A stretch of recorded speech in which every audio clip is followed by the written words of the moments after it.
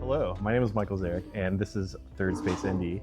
In 1989, a man named Ray Oldenburg wrote a book called The Great Good Place. In this book, he outlined a place that existed outside of your home and outside of your work, and he coined it the third place. And this is a place where you can go exist and just be and build community. And so I've made it my goal to find people all over Indianapolis who are fostering these types of spaces. And today I am talking to one of those people. Their name is Karly Keiper, and Karly is a professor of disability advocacy at Butler University, right over in Butler, Tarkington in Indianapolis, despite being an East Sider, like every other guest of this podcast. Right, yeah. It's a secret great place. Yeah. So hello, Karly, how are you doing? Hello, great. How are you? I'm doing good. I said I would mention this, but I did get up at 4:30 a.m. Yeah. And I am just like, I'm delirious. Absolutely. But a good husband. I am a good husband. Yes. Most days. Taking your wife to the airport at 4 a.m, that makes you a good husband. Thank you. So you reached out to me a couple of months ago because you saw a clip of mine on TikTok. I don't recall. I think it was the one about safe or like making pedestrianized streets. Was the one you? Well, do you remember which was one? with the older gentleman, and he was talking about how he goes to the same place every day. Oh, okay. And yeah, so it was just such a like lovely, relatable neighborhood story, and that got me hooked on the podcast.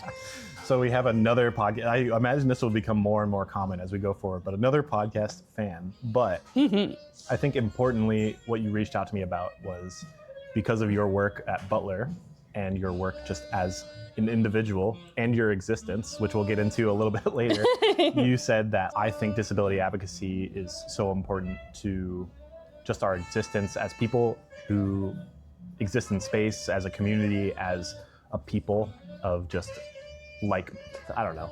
Yeah. Advocating for people with disabilities is advocating for yourself in many ways. Absolutely. Yeah. Absolutely. Mm-hmm. Yeah, that and I think too, part of what drives my work is that so many people feel uncomfortable or unwilling to talk about disability, even though like we're close to 28% of the population has identified as being disabled. Mm-hmm. And so like a quarter of our neighbors are disabled, you know, and we're just commingling and existing together without realizing what that means, and the impact of that identity. Yeah. And so, yeah, when I saw your podcast and about community, I think especially post-COVID, it was like, oh my gosh, we have to talk about this.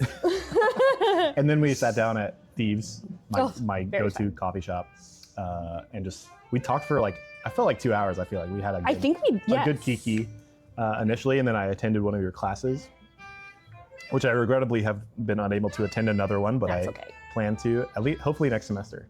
And maybe It gets juicy next semester. So. maybe next week. But you are here sort of introducing what are now young people to me, but maybe So not, young. they don't perceive themselves No. that way.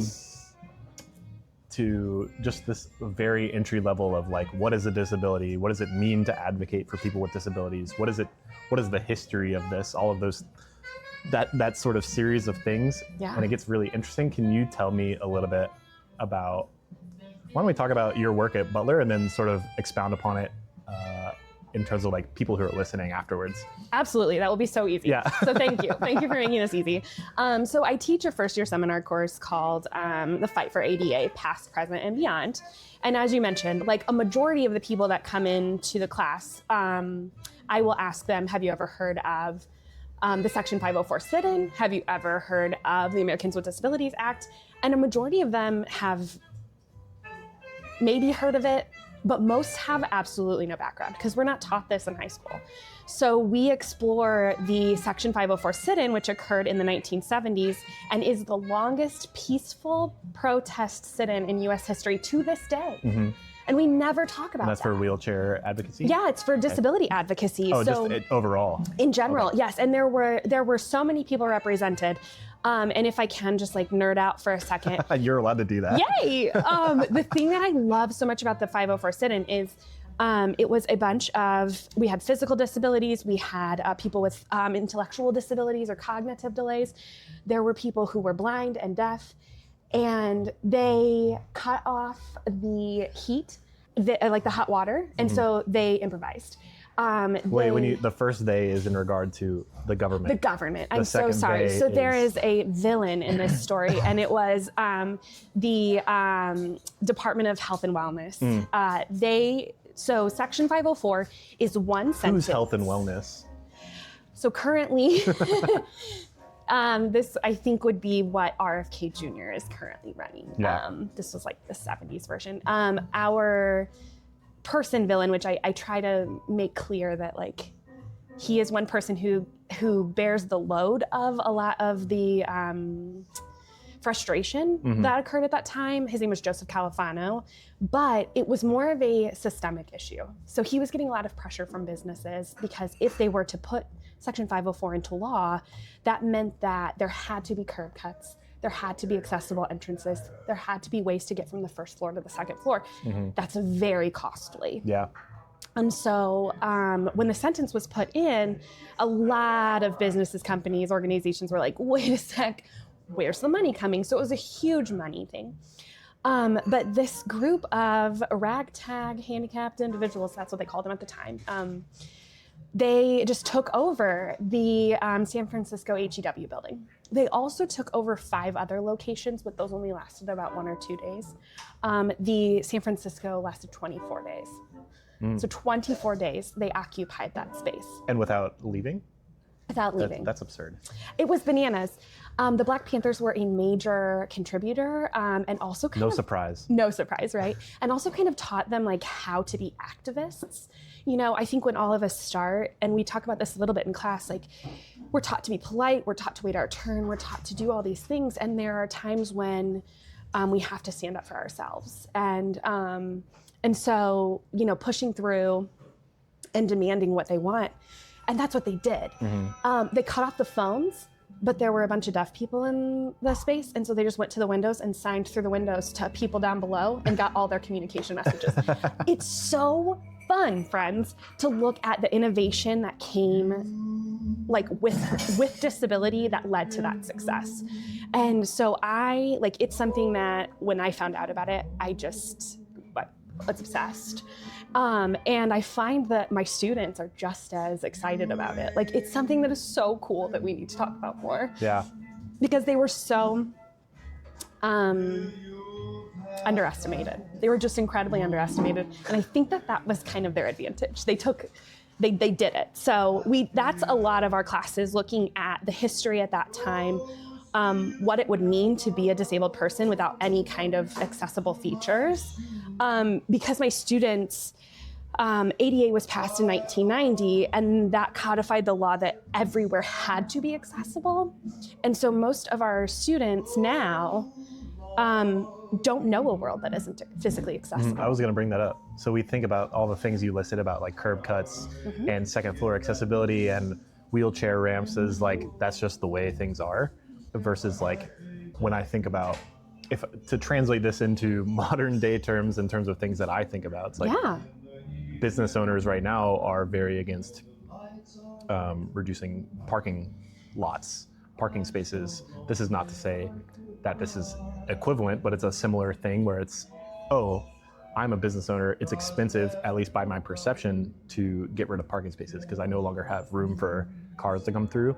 But if you replace those parking spaces with accessible spaces that pedestrians can exist in, you increase the amount of transit spaces, Absolutely. You have increased the foot traffic, and ideally in the outcome, you have an increase in business. So your perception is that this will affect you negatively, but in the long term, it could theoretically benefit you greatly. Absolutely, from a business perspective. A very similar thing where it's like, you know, maybe in the past I couldn't have had if you're thinking about this from a fiscal way, which is not always the best way to think, but there's a whole subset of the population that was inaccessible to you in terms of like making money. Absolutely. And remains, a lot of the disability advocates that I follow online will talk about like there's this posh new restaurant and then they get there and they can't even get in the door. They physically cannot get into the door. And so their entire party of friends can't go to that restaurant. They just lost that business. Yeah. So accessibility is good for everyone, but ultimately we want it for our disabled friends. So one of the most surprising things you told me months and months ago is that often by the end of your semester with your students, many of your students will come up to you and be like, I didn't know about this. I didn't know what it meant to have a disability. I think I have a disability. Can you speak to, did that happen to you this semester? It hasn't so far, but I will say the spring semester is tough. The spring semester is when students are kind of pushed to their limit. And that is the thing that we talk about so much at the college level, because I'll have students come forward and be like, well, I never knew that I had this. I always got good grades. Yeah. And you're like, you can be disabled and get straight A's. I know many a 4.0 student at Butler who are disabled. And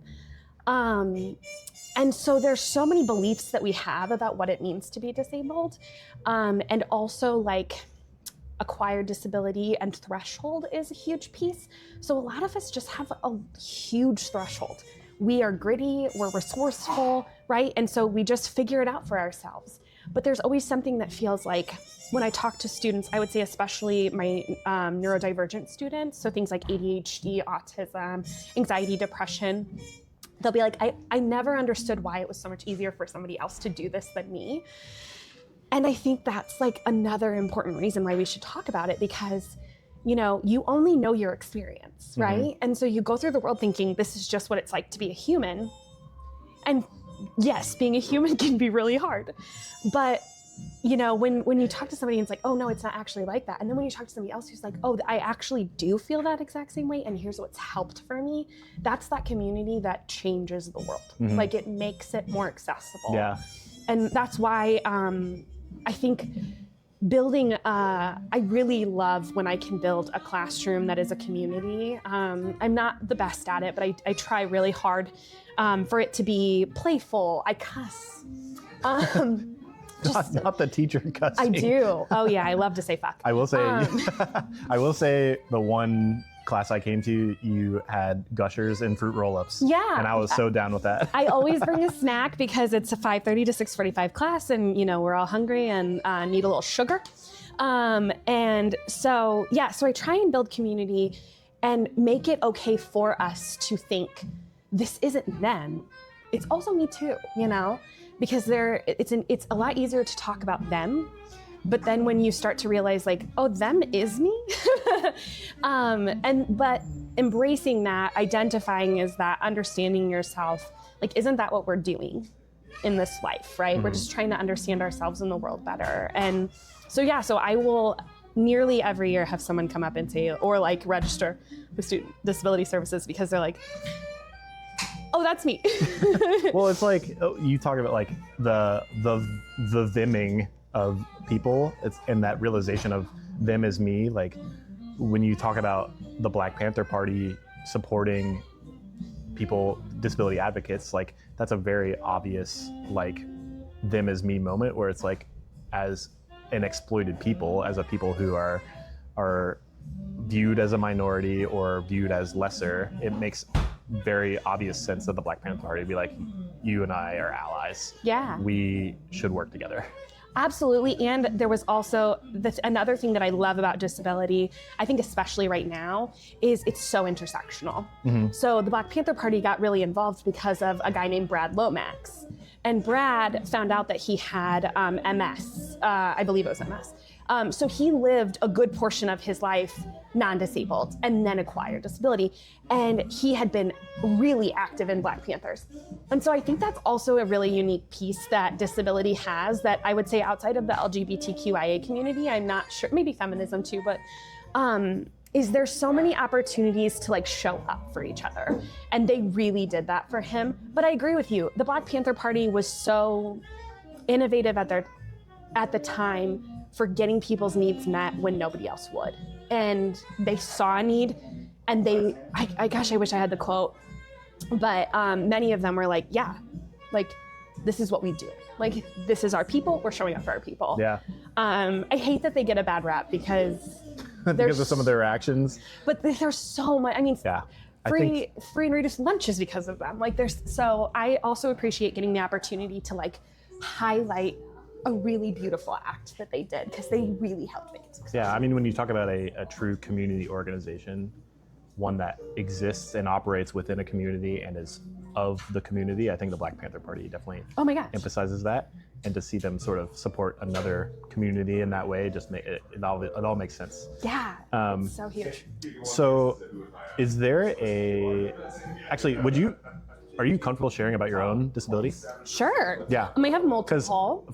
Frankly, like I think you present as somebody who does not have a disability, which I think is an important part of this conversation. Yeah.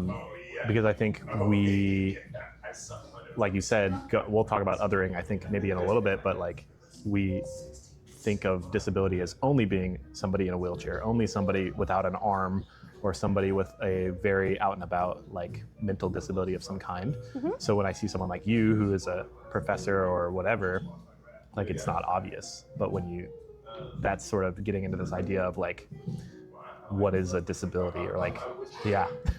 Yeah, okay, and there are so many ways we can define that, but I'll talk about myself for a bit. And I want to like state outright that identifying as disability for me is still fairly new too.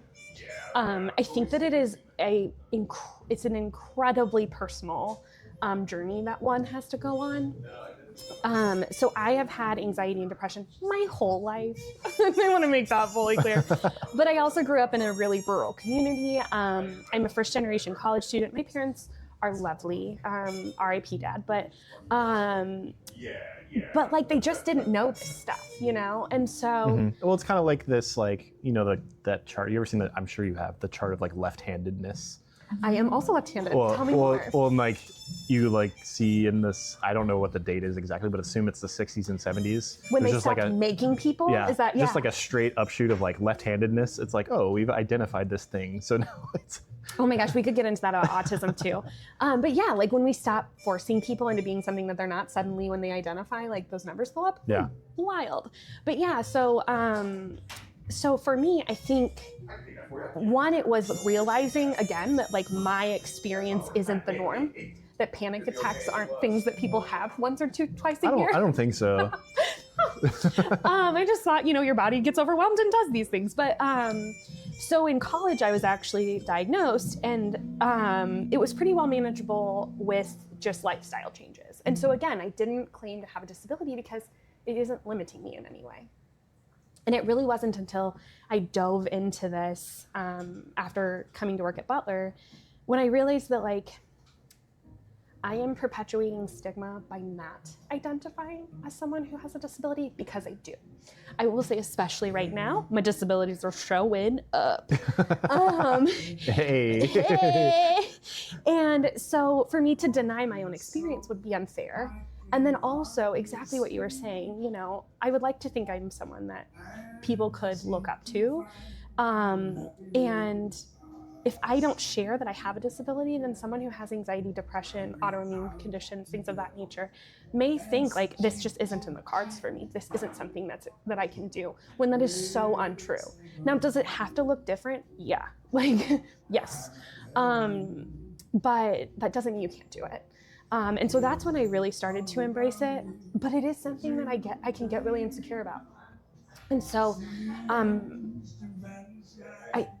I think something that people find really challenging about disability is that it is so nuanced. It is not straightforward. And that's complicated and hard for us. Like, we want black and white, and it's just not. But I also think that there are so many great learning experiences in general from living in the gray, and from like having those kinds of conversations and identifying the parts of ourselves that we've been taught to hide. So I'm trying to embrace it now. Let's go. And then what was the second part of your question? I'm so sorry. So we were talking about... Do I remember? That's a great question. Are you comfortable sharing about your own disability? And then, well, it was sort of just a statement about like means testing what it means to have a disability. Like, Yeah. it's saying like, oh, what is it like? Talking like, oh, something very physical and visible, or mentally visible in whatever way that means, like versus like something that outwardly you're a high functioning person who has no clear manifestation. No clear manifestation. That's a great way to phrase it. Absolutely. There is a clip, and it's only like 5 minutes long, and I encourage everyone to watch it on YouTube, so it's free. Send it to me. I'll put it in the notes. Awesome. It's called A Crip Camp Love Story, and it's by the same man who created the Crip Camp, who he himself has a physical disability and partook in a lot of what he talked about. Well, in that story, it's about two people who have dwarfism, or I think she has osteogenesis imperfecta, but and her husband, who has dwarfism, grew up in a small town and never saw anyone else that looked like him. And they talk a lot about identifying as as having a disability. And he said, until I met other people like me and I had that conversation, I didn't know. Again, like it's that thing of like, I just thought I had shorter stature. He kept saying short stature, short stature. Mm-hmm. You can tell he's still a little uncomfortable with the word dwarf. Fair. Right? I suppose. I don't know that we've figured that one out yet, but then he finds this community, and this community understands him, and they have, like he feels sexy for the first time and desirable. Like there are all these things that come with that.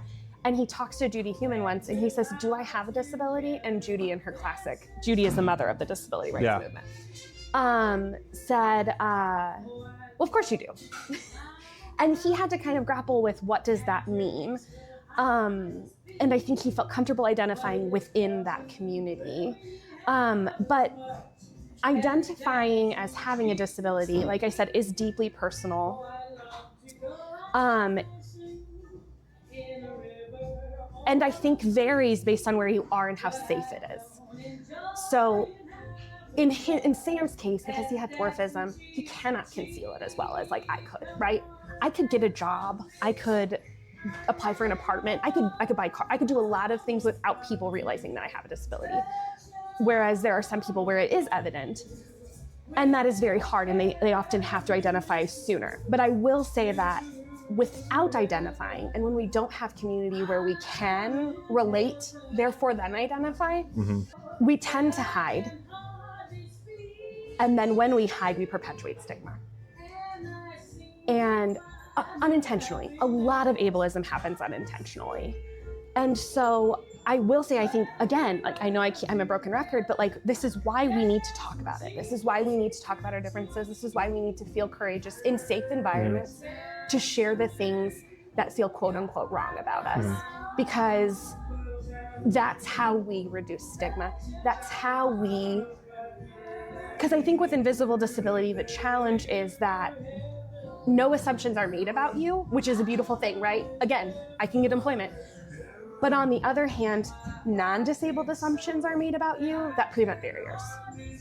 So that you have the same capacity as everyone else, that you can work as fast as everyone else, that you can handle really noisy environments without having any kind of a reaction, that you can wear a certain uniform without having any kind of a reaction. There are a lot of things that people assume about a non-disabled experience that can really hurt people with invisible disabilities. But we are, I think that 28%, people are like, there are that many people in wheelchairs? No, no, right? The truth is a lot of us are invisible and we haven't had the opportunity to identify, or we ourselves just like, we don't know it. Yeah. We don't. Or even just like, also on the topic of like 28%, isn't that lowballing theoretically? Because that's why I said these are people who identified. Like, have set on the census or have put in an employment. Yeah, this could be much higher. I had a friend say that to me recently. He was like, well, we would just find out that there's more. Am I allowed to share the story about your coworker that you shared with me? The typing one?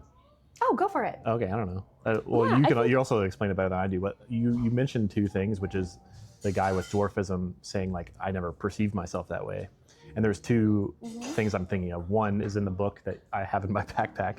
What's the name of the book? Rolling Warrior. Rolling Warrior. By Judy Human. In the very beginning of the book, she talks about never perceiving herself as being disabled or different in any way until a kid like walks up to her and is like, why do you look like that? Or like, why are you sitting down or whatever? Or I think he says, are you sick? Are you sick? Yeah, because it hits her so hard. But she never before that moment was like, I just am. Yeah.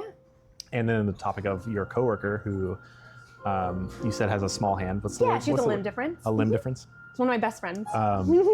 She was talking about how her sister was always a faster typist than her. Okay, and she's a twin, and she is amazing. Like, she's so talented at everything that she does.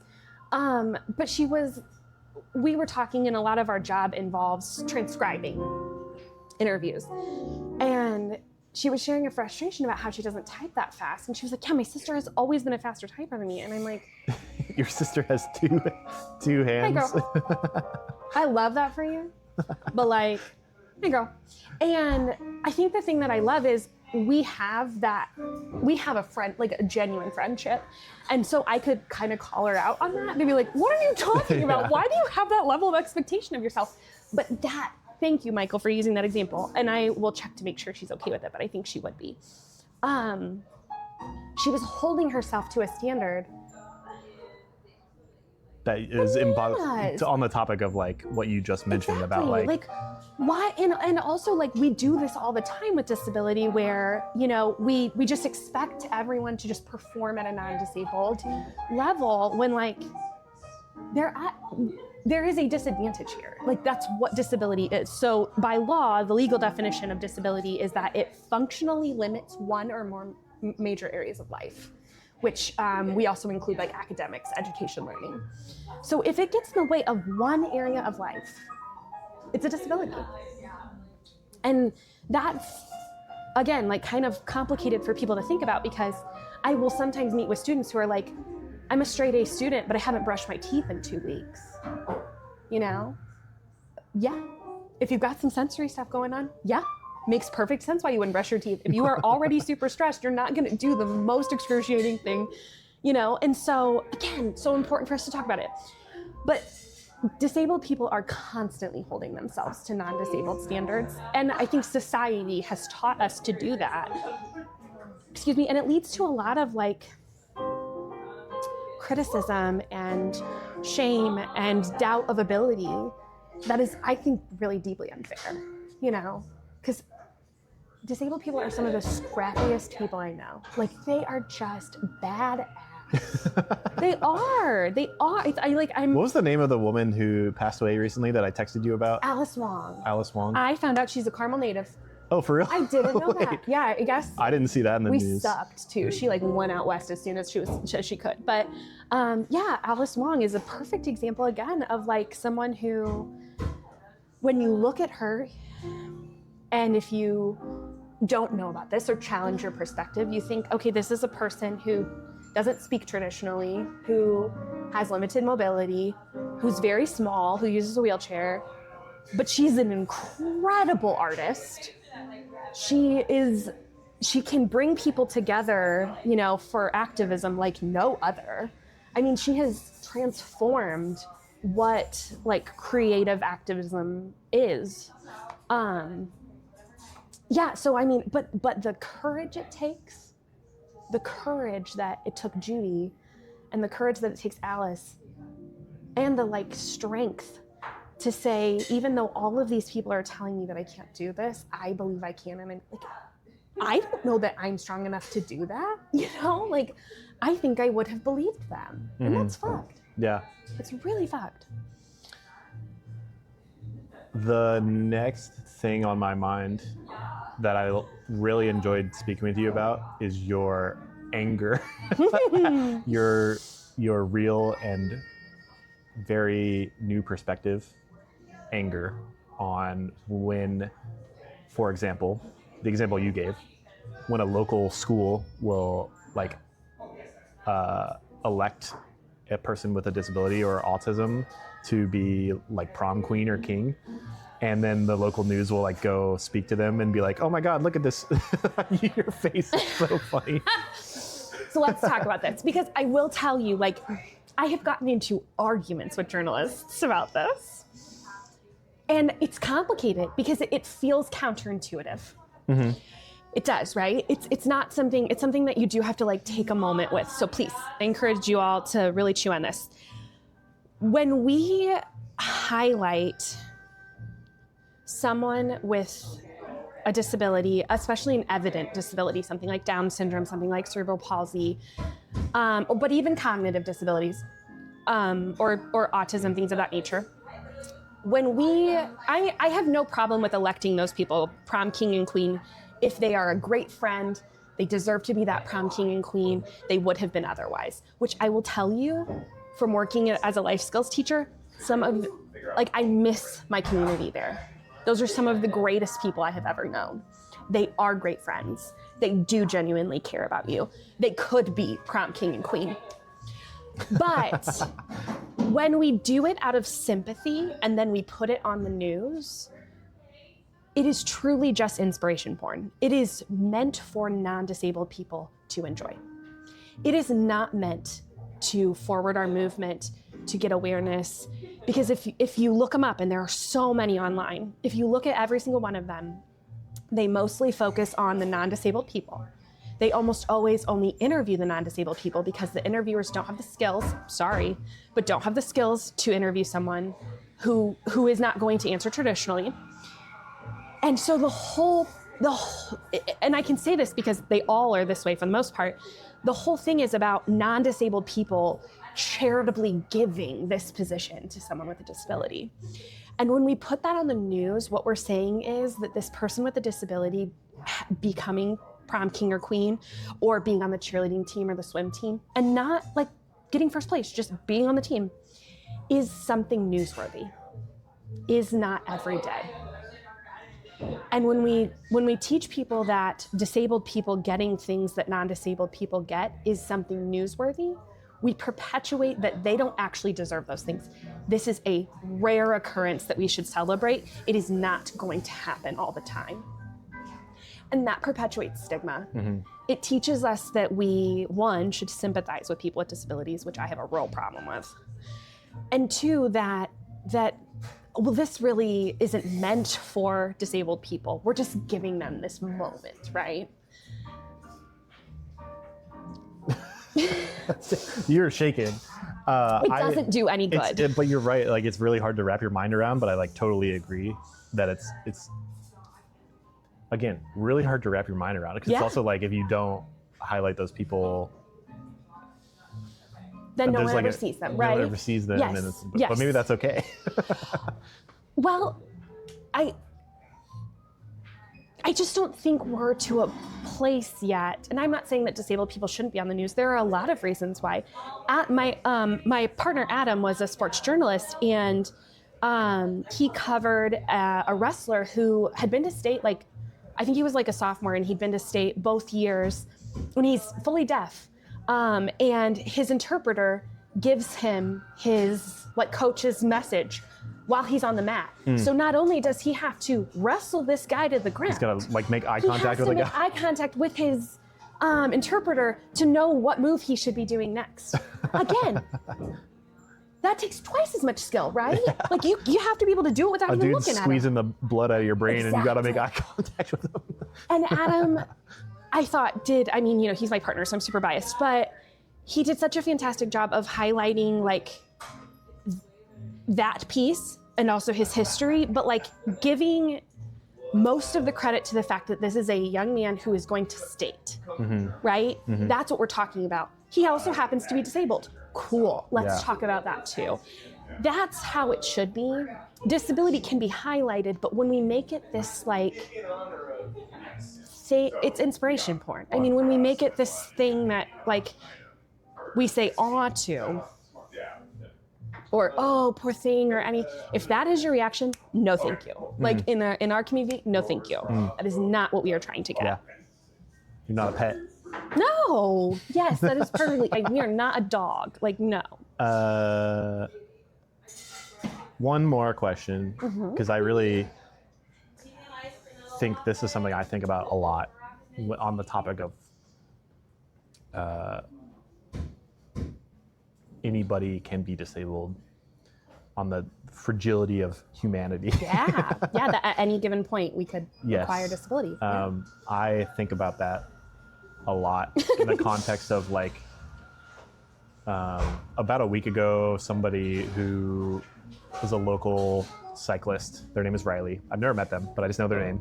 They were hit by a car when they were biking, and they broke a ton of bones in their body. They're probably gonna be in the hospital for a while. I hope they're all right.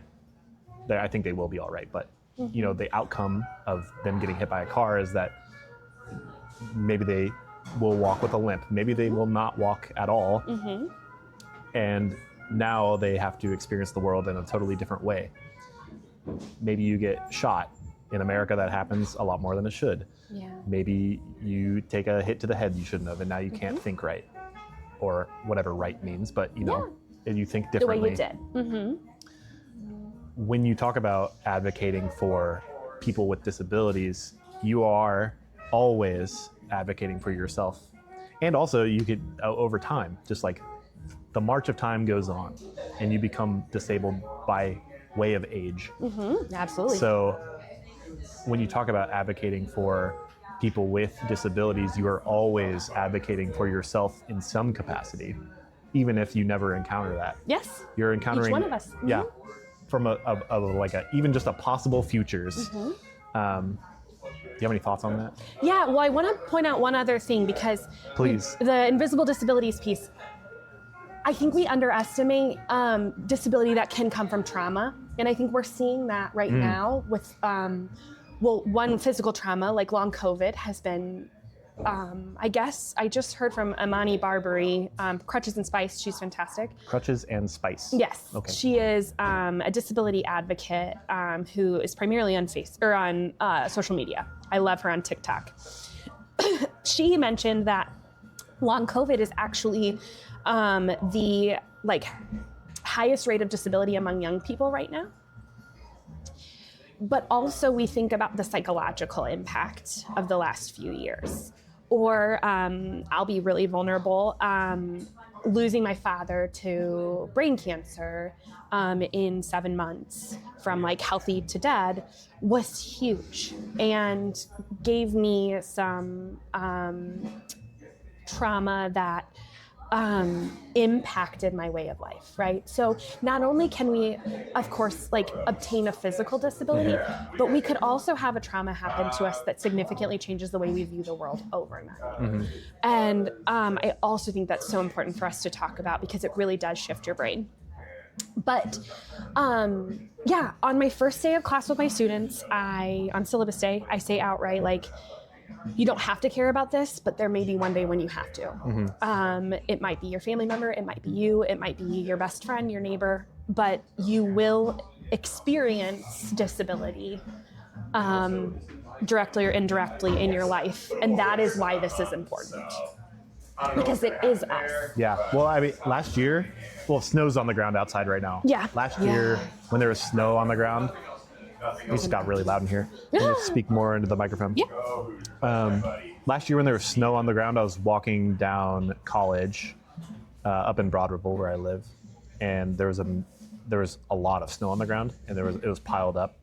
Sorry, you don't have to do that. Don't worry about it. And there was a man in a wheelchair trying to get into the CVS parking lot, and I just couldn't help it. I should have run home to get a shovel or whatever, but that's not necessarily my job. But this guy was looking at me basically for some advice. He was I don't know what to do in this moment. There's this wall of snow in front of me. I'm a pretty young, strapping lad. I could just step over that wall of snow or climb over it or whatever. Yeah. But this guy who was wheelchair bound, just the world was not fit for him. And every time I see snow on the ground, I was walking on the sidewalk here. We're at Goldleaf, if I never mentioned that, but and I was slipping and sliding. I can't imagine having a cane or just anything like that. Yeah. Or when he's on the topic of it could just be anybody, Absolutely. Yeah. So I don't, again, I think until you have to think about it, you don't, right? And why would you? Our brains There's so many other things to think about. Yeah, they're very us focused as they should be, but then also when we stop to consider, I have an assignment where I have students consider what it might take to do something that they do in their daily life if they had limited mobility.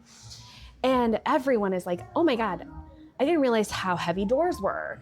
I didn't realize that we're talking about snow. Snow is a nightmare for physical disability. Ice is worse. Ice is a nightmare for all of us, but, right? Like we're all just one fall away. But things like a stick in the middle of a sidewalk. Yep. Anytime I'm on my walk, I'll move them because a stick in the middle of a sidewalk can prevent someone from getting to where they're going. And then when you think about the incredible level of patience and time that it takes to navigate the world that isn't accessible for you as someone with a disability, read Davenport. He has several documentaries about disability, but I Didn't See You There is one that I've played in class before and that I encourage everyone watch because it shows the incredible patience that it takes to be disabled and why there may be times when you run into somebody who's just really grumpy and you're like, well, that's a grumpy person. Yeah, you'd be grumpy too if you had to go through their day. You just would. It takes and the number of obstacles that someone in a wheelchair faces is just, so this time of year, I can't even imagine. Yeah. Like, I think I would just hibernate. There's so many moments where, and I don't actively think about it in the moment, but like just doing minor reflection right now, crossing the street from my house to go to Fresh Time in Broad Ripple, I can just cross wherever. I do a little sprint across sometimes, probably when I shouldn't. If I slipped, I'd probably die from a car. Oh no. But you can't take those sort of direct paths when you are of a certain type of person. Yeah, we talk about that in class this next semester about, I'll use Butler's campus. Sorry, friends. Sorry, Butler friends. It's very Notre Dame, like lots of crisscrossing paths. There are. It's beautiful. Yeah. I mean, I'm so biased. I went there and I teach there, but if you look at Butler's campus, a lot of the ramps are on the corners of buildings. Yeah. But if you look at a building like Jordan, that's very, very long, and it's like 100 years old or 150 or something like that, it only has 2 accessible entrances. If you have a class in between, you have to go all the way around to go into an entrance to then come back. Whereas if you're someone who doesn't need a ramp, you can just go straight up the stairs into the class. So we have one of like 12 entrances. Yeah, because there really are. There's like 10 entrances, but only 2 of them are accessible. And so in our class, we talk about, like, let's really think about what that means and what and in terms of Butler, like, I also know the other side of that, and it's a 100-year-old building, and we could put in 2 accessible entrances. There are other little stairs, there's other little bits and pieces that were created before disabled people were even allowed to be in those areas. And so we have to do with what we can, and we leave space for that. But we talk about, like, can convenience be a right? And if not, why? Why would we allow convenience for non-disabled people, but for disabled people, that's asking too much? We'll leave it there. Oh gosh, I had one other thing that I wanted to make sure that I noted. No, we're not done. Oh. No, we're not. Okay. We got more to go. Oh, okay. What other thing were you thinking?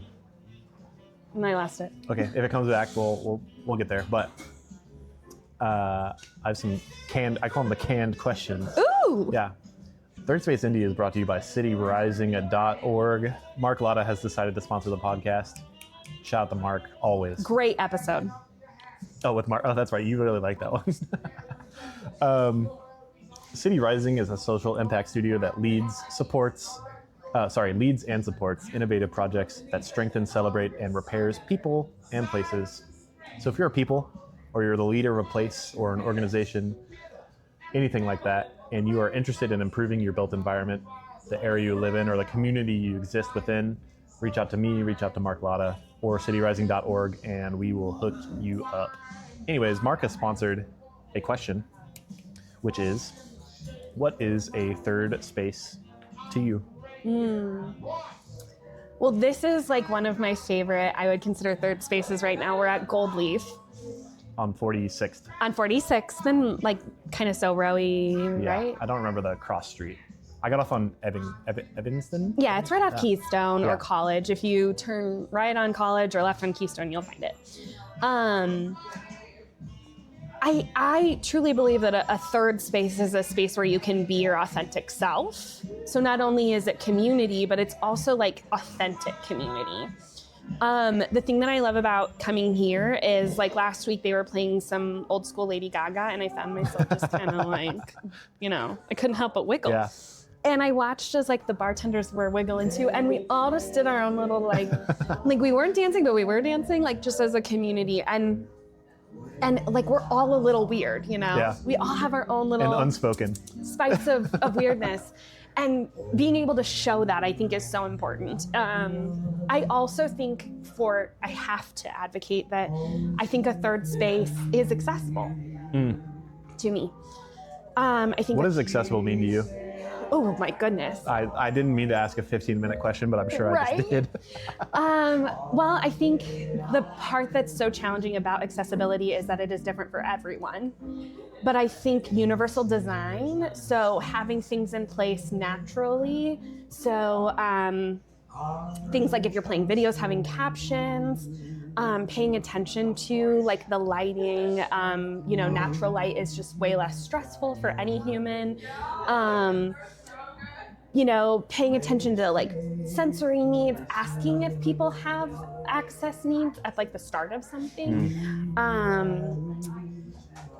Other like taking breaks. Like there's a lot, allowing people to show up as they are. If they sit in a weird position, it drives me crazy when people like expect people to like sit and like look. I've been seeing a lot of traditional videos. way. I've been seeing a lot of videos about like how to be womanly. Ew. Like, Sorry, I showed mine. but like, how to sit like a woman, how to like drink a cup of tea. Like it was like really odd. Like I've never thought about this ever.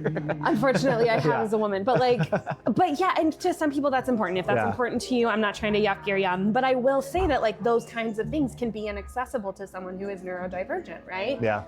And so just letting people show up as they are and be who they are, I think is huge. And so yeah, for me, a third space is a place where you can be genuine, have community, you can be a little weird, and where your needs can be met. Thank you for answering. Next question, related. What is a third space that has existed for you previously that no longer does? That's a good one. Okay, I'm gonna use I think it still exists and is doing really It's really okay well. if it still exists. Okay, but just it's not for me you. anymore. K&A Trivia in South Bend, Indiana. K and A? K&A, and okay. it stands for Kevin and Ann. Kevin and Ann. They are the best. That's so they got funny. married a few years back, which we love. How old are these people? Oh, I think 50s. Okay. Yeah. Oh, so a new love. Yeah, they both kind of lived their little lives and then came together, and they were dating and decided we just want something fun to do in the evenings. They're super social, so they started trivia, and they always drink wine, which I, especially when I was living in South Bend, I loved me some wine. And so we would go to trivia every Wednesday night and just hang with them. There was this group of crotchety older people that would always compete against us and win. The highest we got was second place in trivia. But again, it was just one of those places. I find that structured activities are really helpful when I don't feel motivated to socialize. If I know that there's something that's not gonna involve spontaneous conversation, I'm in. And so trivia, it's naturally structured. You're doing something, but you're also still engaging in social life. It was my favorite. It was my absolute favorite. I loved it. That's so funny. When you talk about having structure in your life in terms of activities, I do this a lot. One of the biggest things that we face as a society right now is this inability for natural, organic is a better word, organic activity. So I think, places like New York City do this really well because their infrastructure is good, but because I think about how scheduled my life is. I live off my calendar right now, and very few times do I do an organic activity because, frankly, I think the infrastructure we live within does not support that. So I totally agree with you. I'm not going to K&A trivia on a whim because I have to like think about it, because it's probably 15, 20 minutes away from wherever I live. Sure. Versus like something that's around the corner. And it's like, oh, Gold Leaf is doing bingo tonight. I might go to Gold Leaf. Yeah.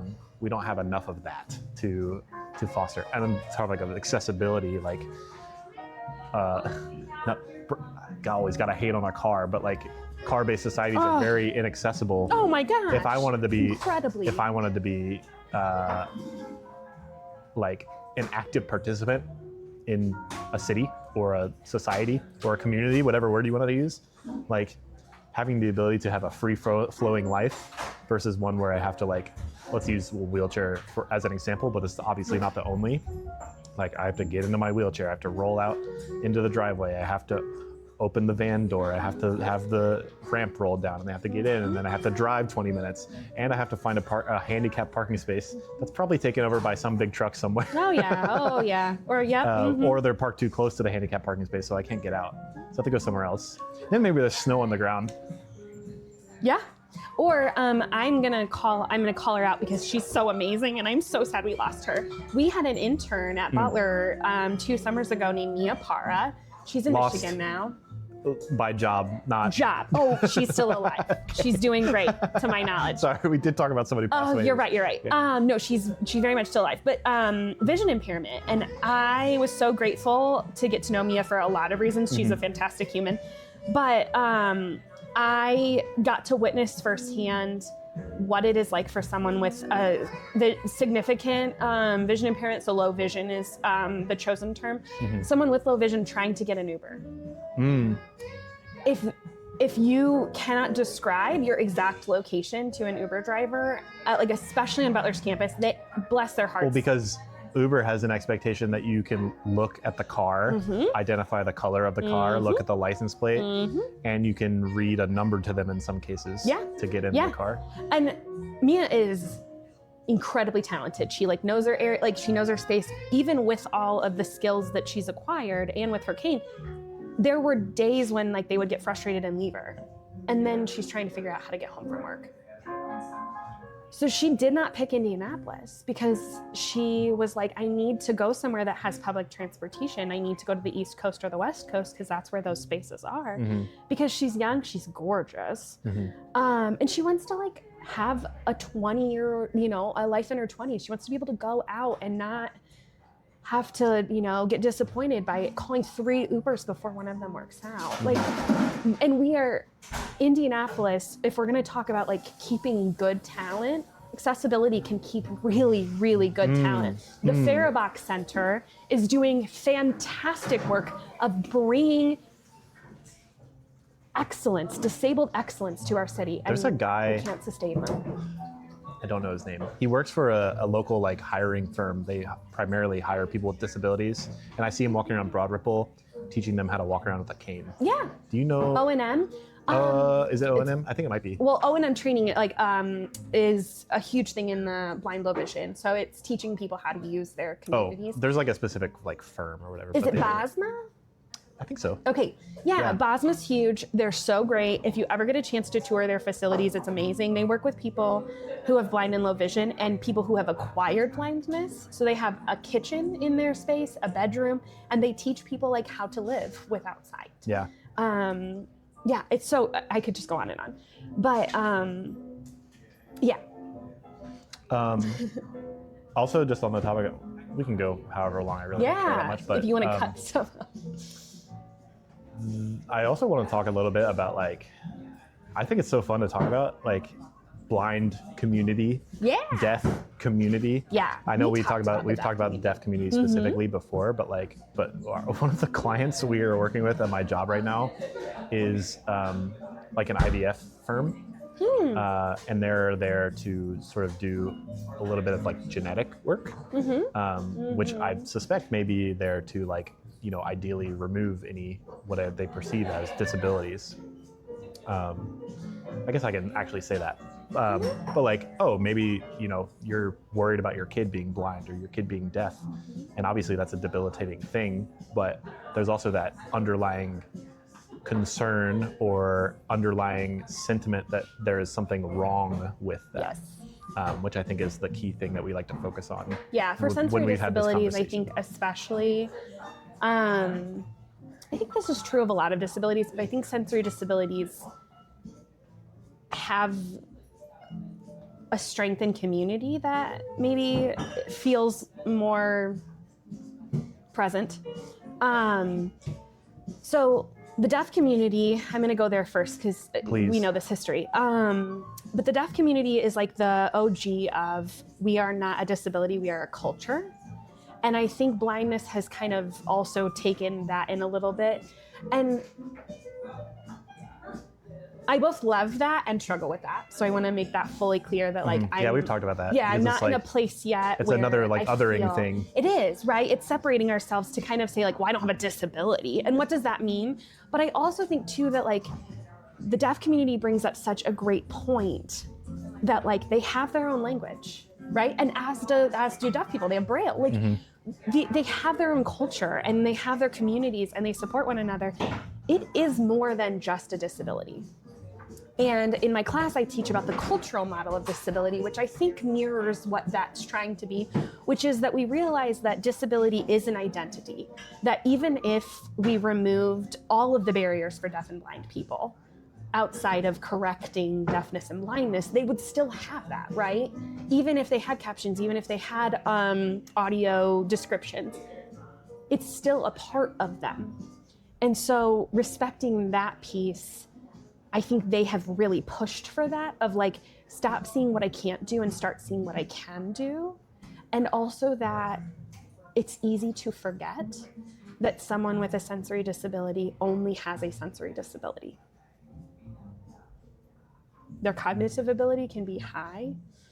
Their physical ability can be, like incredible athletes. And I think also when we have an apparent disability like that, it's easy to assume like, I have to talk a certain way or slower, or more, and it is that deep. Like, it really is that deep because it's the difference between treating someone like a person and then again, like treating somebody like a dog or a child. Yeah. And so, I don't even treat children like that. I talk to children like they're people. I do talk to dogs like babies, but I do talk to people. I'm going to call out my mom. People. She does talk to my niece and nephew like they're babies. And I'm like, just talk to them like they're a person. It helps with language development. That's what I think. It helps with language development. Listen here, Marnie. Sorry to kill the joy, but yeah, so I think, just remembering that a person with a disability, it can functionally limit one area too. It doesn't have to be the only thing that they bring to the table. Thank you for sharing. Or thank you for answering my brain thoughts. I love them. I love your brain thoughts. One last thought, or one last question, and we can keep talking, obviously. I'm sure we will. But every episode, I have a question from the previous guest. Love.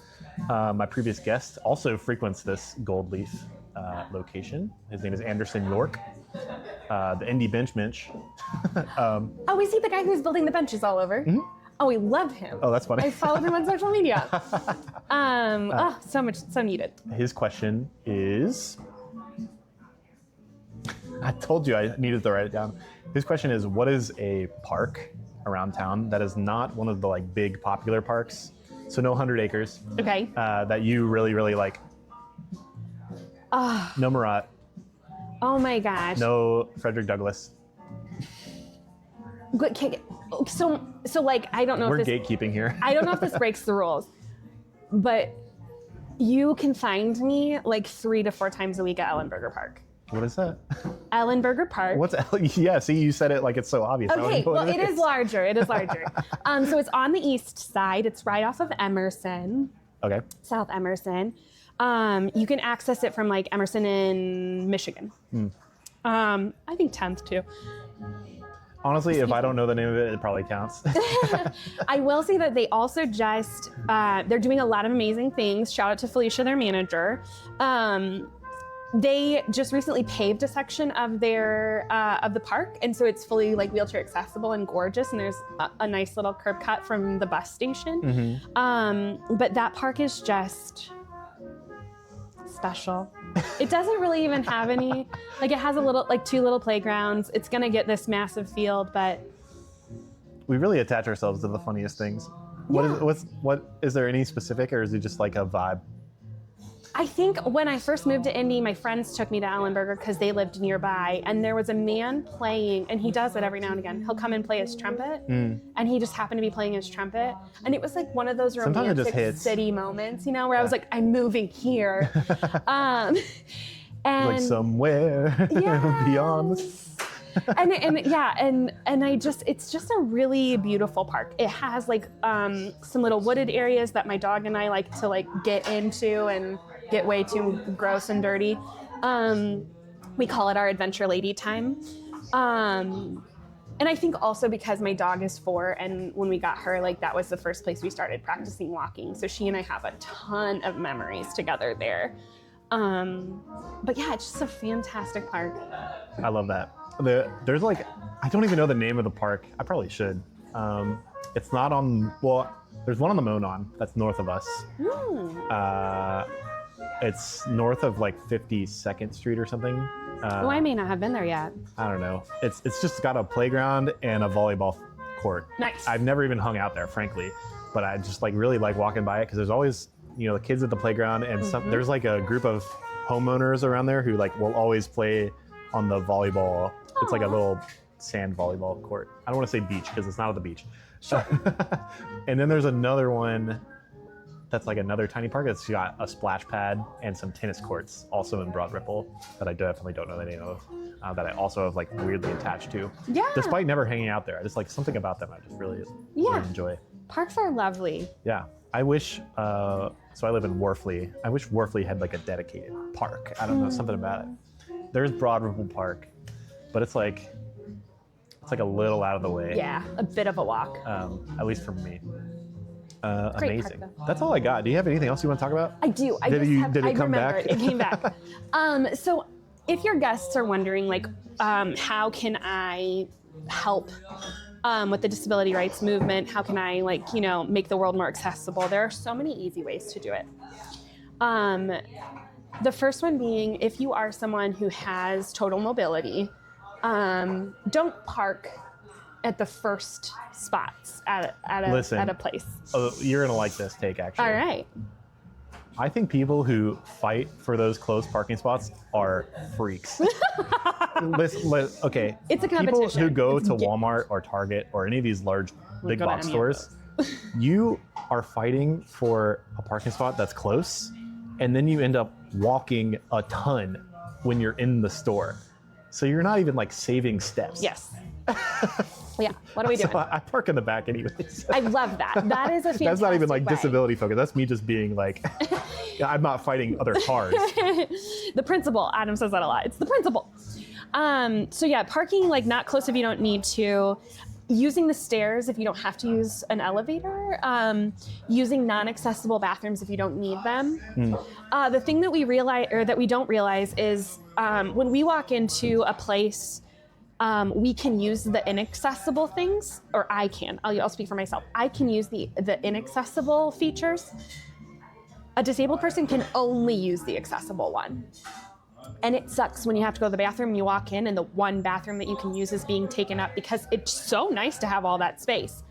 It's universal design when we love what disability does and we want to recreate it. So we could also just make all of them accessible. Yeah. That's an option. going back to like, it benefits all of us. It benefits all of us. We love a spacious bathroom. We all love a spacious bathroom. Why don't we just create spacious bathrooms then, right? But until that day comes, LOL, leave that space for the person that needs it. It's nice for us to have a little extra room, but we don't need it. Return carts. Costco is the worst. I always say I have a moral, I think it's easy to tell the moral foundation of a person by if they return their cart or not. Fair. Now, I will challenge that. I like to go over to the accessible spots and get the carts from there, because sometimes people leave their carts there because they don't have the ability or energy to get to the cart corral and back. Okay. So I know. But See, I'm complicating it. As a general rule, they can be pains in the asses. But just like taking 2 minutes out of your day, I will do it sometimes when I'm real pissed off and just slam them into like, you can like make it fun. But like moving carts out of the way can assist with mobility. Those are really, really easy ones. Caption all of your social media, put alt text in your social media. Yeah. I do. I Nice. try. Well, Alt text is easy to forget. not on I do it in my Instagram, personal. actually. Instagram kind of hides it, and I don't think about it, whereas some other platforms I use don't hide it. And actually, the email platform I use where I write my blogs, when you're about to send it, it'll say these images don't have alt text, and actually like pushes you in that direction. Love. So Instagram does hide it. They just make it easy to post. Yeah. And because finding alt text and working with that does feel like pretty sophisticated, you can also just in the bottom, like in your description, just put a little brief. I get real flowery with them because I just think it's kind of fun. I have asked the blind person I know, obviously they speak for all blind people. I said, Sure. do these alt text, I was like, do the alt text in my blog work? And it's just like a really light description. And she's like, yes. Yay! Like, any alt text is better than none. Yes, exactly. But you could do that. And then also when you hashtag, making sure that if it's separate words, capitalizing the difference in words. So like if you said like happy So a holidays. screen reader can pick So up a on that? screen reader, so it doesn't come up as happy holidays, because that's how it will be read. Those are huge. And you know, just little ways. They don't do much to change our lives. It takes seconds out of our day, and it makes a huge difference Yeah, in someone's life. in someone's life. And that's important. Absolutely. There's a story, I'll tell it in super, super fast. There's a take your story time. I missed from There's a story I always loved from summer camp. It was like one of those like stories you tell the kids with like a very light, like moral thing, but it's about Classic camp. it's about this old man walking down a cliff and seeing a beach covered in starfish. Have you heard? Is this a story that's common? My dad was the king of like a motivational speech, Oh, okay. and you know. I didn't know that this is like a common story. No, but go for it. For the people that But, don't like, know, this I old love man, this story. Yeah, walking on a beach, and just the waves are churning, and then there's just starfish everywhere, and the sun is beating down the starfish, and they're all dying because starfish live in the water. And the old man comes across this kid who's just walking along the beach, reaching down and throwing starfish in the ocean. And the old man looks around, he sees thousands and thousands of starfish. He's like, he asks the little boy, he's like, little boy, like, why are you throwing the starfish in the ocean? Like, you're never gonna get all of them. And the kid goes, well, I hope that one, and it matters to that starfish. Yes. This is not how I would have told the story 10 years ago, but I think about that story a lot in terms of like, if you are helping one person, you are helping enough. Yes. And there are ripple effects, right? And so I think when we pay it forward or what, you know, maybe that will give someone an extra bit of energy to, you know, or in the case of like, again, that patience piece, it will allow someone to not have to express that level of patience. What a gift. What a gift to just give someone ease. I hope so. All right, one last question. Karly Keiper. I did it again. That's okay. I just learned that there's no L in your last name today. Sorry What about question would you like to ask the next Third Space Indy guest? that. Ooh, okay, can I know who it is? Do you know yet? I do, but I don't like to tell. Oh, okay. I think it often, I don't know. helps. There's reasons I don't. Okay. I think, Mike, I'm gonna make my question probably a little accessibility themed, Classic. right? You're gonna cause someone trauma. Have you worked on that? Have you worked on your own? Tell me about your trauma. That's my question. No, maybe the question would be, what is something that is meant for disabled people that you have benefited from? That's a great question. and a little self-reflective. We love that here. Karly, do you have anything to plug? I don't think you're plugging your Butler classes. Come to Butler and take my FYS, which please, I would love that. But I do have a TikTok that I can, and I can get real rowdy on, so heads up about that. But more than you do as a Butler professor, certainly. Absolutely, yeah. I can really like. It's my personal one, so I can be my full self there. Not that I'm not. But it's Karly Ann 51. I talk a lot about ANN. Yeah, KarlyAnn 51. On TikTok, I talk a lot about current events as it relates to disability, especially like with education, ways that you can, just disability-related topics most of the time. I also show my dog, and we love going to Indianapolis parks, so we also do some park stuff. But yeah, feel free to follow me there. And then also, if you are looking for a place to donate, especially during this giving season. New job. Accessibility is the Center for Independent Living for Indiana. That is a huge historical thing for the disability community. And so having a Center for Independent Living in Indiana is something really, really to be proud of. The work that they do is fantastic. No one has to provide documents to state that they have a disability. They can just say, I have a disability, and receive services from them. And so if you need a place to give, know that your dollars are going straight to people who really could use support and resources, and it is going to improve their lives directly. So, huge. Banger. Thanks so much for watching or listening to Third Space Indy. This has been Karly Keiper. I'm Michael Zarick. I've never done an outro like this before, whatever. Third Space Indy. You can find Third Space Indy at Third Space Indy on Instagram or at thirdspaceindy.com, where I write a weekly blog. If you give me your email, I'll send it to you on Mondays with the episode releasing. Thank you so much to cityrising.org for sponsoring Third Space Indy.